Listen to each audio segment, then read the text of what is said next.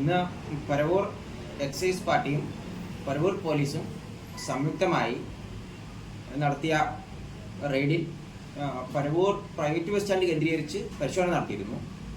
പരിശോധനയിൽ എറണാകുളം പരവൂർ സ്വാതിക ബസ്സിലെ താൽക്കാലിക ജീവനക്കാരനായ ബിജുവിനെ, ഇയാൾ കൊടുങ്ങല്ലൂർ സ്വദേശിയാണ്,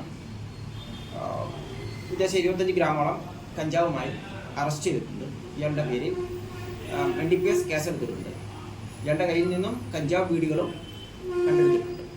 വരുന്ന ദിവസങ്ങളിലും പ്രൈവറ്റ് ബസ്സിലെ ജീവനക്കാരെ പരിശോധിക്കാനുള്ള നടപടികൾ ഉണ്ടായിരിക്കണം.